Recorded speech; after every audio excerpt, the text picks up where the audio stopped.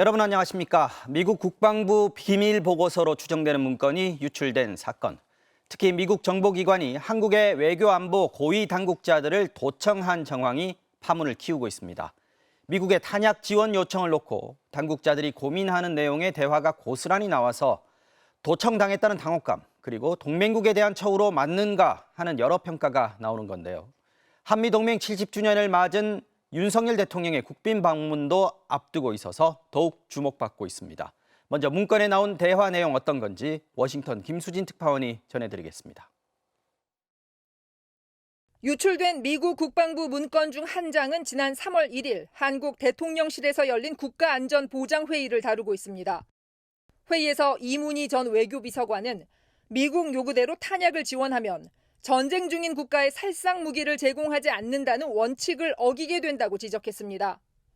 미국에 보낸 탄약이 우크라이나로 보내질 수 있다는 겁니다.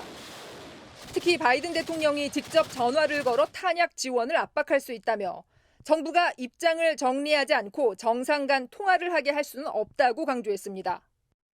그러면서 현재 정책으론 탄약 지원이 불가능한 만큼 정책을 바꾸는 것이 유일한 선택이라고 보고했습니다. 그러자 김성한 전 안보실장은 국빈 방문 발표를 앞둔 상황에서 정책을 바꿔 우크라이나를 지원하면 국민들은 거래한 것으로 오해할 수 있다고 우려하면서 직접 지원 대신 폴란드에 155mm 포탄을 파는 방안을 제의했다는 것이 고스란히 담겼습니다. 뉴욕타임즈는 문건에 담긴 내용은 미국 정부가 신호 정보, 즉 전화와 각종 메시지를 도청과 감청을 통해 확보했다고 보도했습니다. 또 전문가 검증을 거쳤다며 유출된 문건이 CIA와 국가안보국 등 여러 기관의 정보를 취합해 합동참모본부가 작성한 것이라고 전했습니다. 미국 국방부는 내부 소행 가능성을 포함해 문서가 유출된 경위를 조사하고 있습니다. 진짜 기밀 문건인지에 대해선 유출된 정보의 진위를 살펴보고 있다는 원론적 입장만 내놨습니다. 일단 유출된 문건에 엄청난 기밀은 포함되지 않았다는 평가가 많습니다. 한국 감청 의혹과 관련해서 미국 언론들은 우크라이나 전쟁에서 지원을 받으려는 바이든 정부의 계획에 차질이 생길 수 있다고 지적하고 있습니다. 워싱턴에서 MBC 뉴스 김수진입니다. 네, 계속해서 다음 소식 전해드리겠습니다. 학교폭력 피해자 유족의 소송을 맡았지만 3번 연속 재판에 출석하지 않아서 결국 패소한 권경의 변호사에 대해서 대한변호사협회가 징계 절차에 착수했습니다. 변호사협회의 가장 높은 징계 수위는 영구 제명인데요. 먼저 사안에 대한 조사가 이뤄진 뒤에 징계 여부와 수위가 결정이 되는데 여기까지 최소 서너 달이 걸릴 것으로 예상되고 있습니다. 먼저 이유경 기자가 전해드리겠습니다. 대한변호사협회가 협회장 직권으로 권경의 변호사의 불출석 패소 사건을 조사하기로 결정했습니다.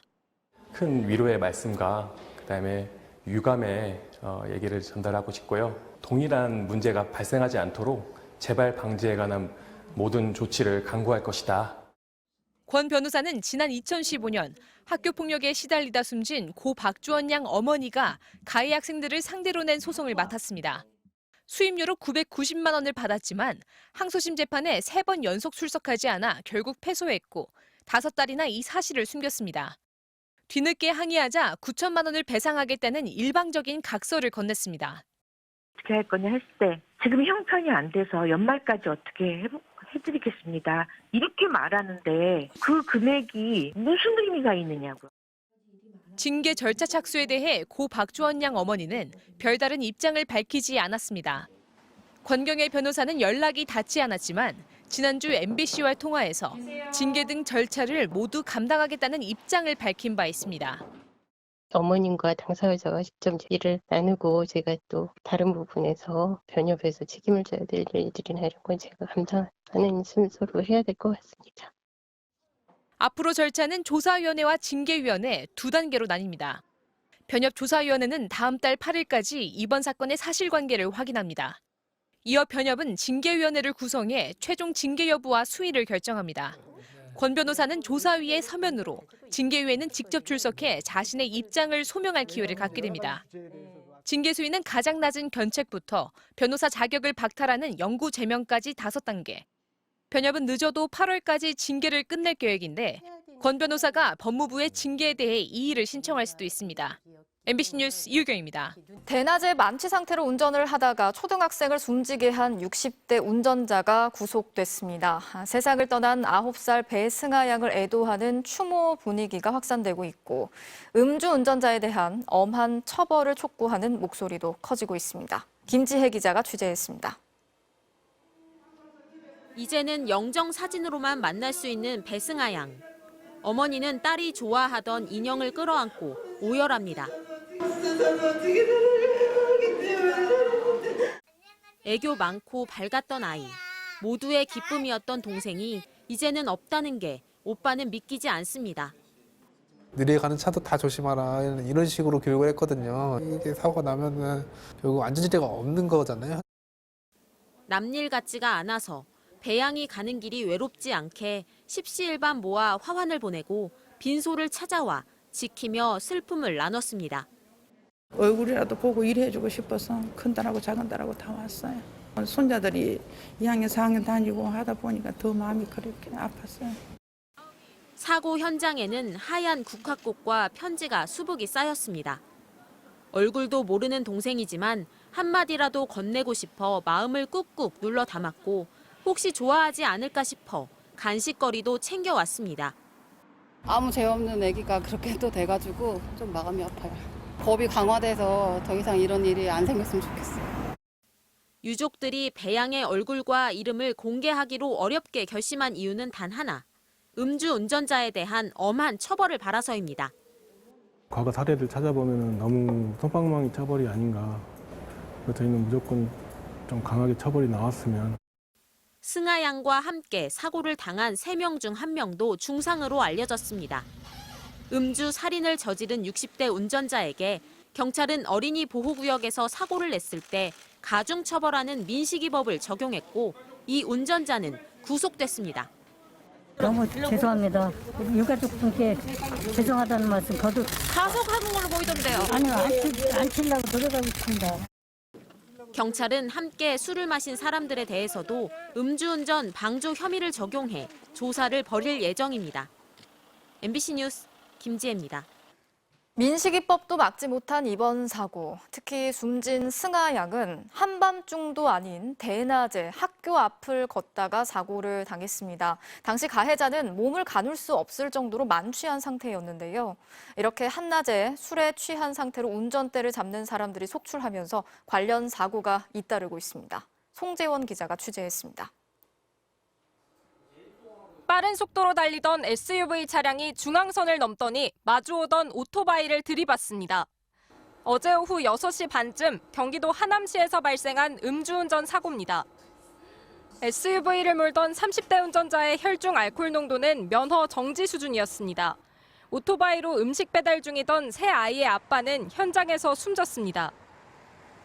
사고가 난 현장입니다. 이곳에는 미처 수습하지 못한 오토바이 잔해들이 흩어져 있습니다. 너무 위급한 상황이어서 바로 심폐소생술을 한 상황이었어요. 1차선에서 아슬아슬 고개 운전을 하던 차량, 갑자기 방향을 돌리더니 길가에 가드레일을 들이받고 뒤집힙니다. 어제 오후 5시쯤 인천국제공항 고속도로. 운전자인 30대 여성은 면허 취소 수준의 만취 상태였습니다. 심지어 6살 딸을 태운 채 음주운전을 한 걸로 드러났습니다. 지난 주말 배승아 양의 음주운전 참변까지 모두 해지기 전 낮 시간대에 벌어졌습니다. 단속이 뜸한 시간대를 노려 운전대를 잡은 겁니다. 낮에 술 먹는 경우는 극히 드물고 그러면서도 운전한다라는 것은 그만큼 운전자들이 음주운전 단속에 대해서 신경을 안 쓴다라고밖에 볼 수밖에 없습니다. 배승아 양이 피해를 입은 현장에서 불과 4km 떨어진 또 다른 초등학교 근처. 경찰이 사고 이틀 만인 오늘 대낮 음주 단속에 나섰습니다. 골목으로 급히 달아나는 한 차량. 붙잡고 보니 술 마신 운전자였습니다. 나오네. 나와. 음주 측정기의 혈중 알코올 농도는 0.051%, 면허 정지 수준입니다. 점심시간이 한참 지났는데도 전날 마신 술 때문이라고 합니다. 새벽에 넘어갔을 때 오는 게 마찬가지죠. 모텔에서 나오는 잘못 스트레스가 몸에 안 좋을 수도 있고요. 잇따르고 있는 대낮 음주운전 사고, 당국의 대처가 시급해 보입니다. MBC 뉴스 송재원입니다. 학원가 마약 음료 사건을 수사 중인 경찰이 범행을 지시한 중국 내 용의자 2명의 신원을 특정하고 소재 파악에 나섰습니다.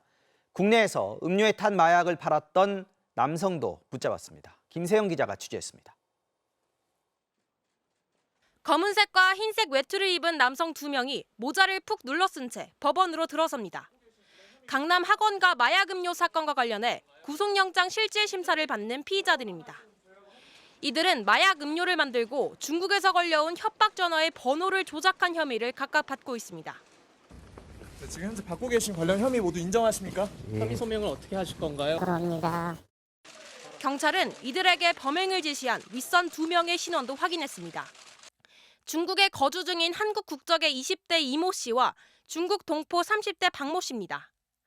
이 씨는 지난해 10월 중국으로 출국했습니다. 경찰은 중학교 친구인 이 씨의 지시를 받은 길모 씨가 국내에서 마약 음료를 제조한 것으로 파악했습니다. 마약과 보이스피싱이 결합한 신종 범죄인 이번 사건은 관련자들 역시 보이스피싱 범죄 전력이 있는 것으로 드러났습니다. 제조된 마약 음료는 총 100병, 이 중 18병이 학생들에게 전달된 것으로 파악됐습니다. 7병은 학생과 학부모 등 8명이, 2병은 마약을 배포한 아르바이트생 2명이 각각 마셨습니다. 36병은 미개봉 상태로 압수됐는데 나머지 44병에 대해서는 아르바이트생들이 윗선 지시를 받아 폐기한 것으로 보고 있습니다. 경찰은 마약 음료에 넣은 필로폰을 판매한 중국 동포 30대 남성을 지난주 검거했습니다. 이 남성은 이른바 던지기 수법으로 지난달 말 일당에게 마약을 건넨 것으로 조사됐습니다. 경찰은 범행을 설계하고 총괄한 중국 내 배후 조직이 있을 것으로 보고 중국 수사당국에 공조를 요청했습니다. MBC 뉴스 김세영입니다.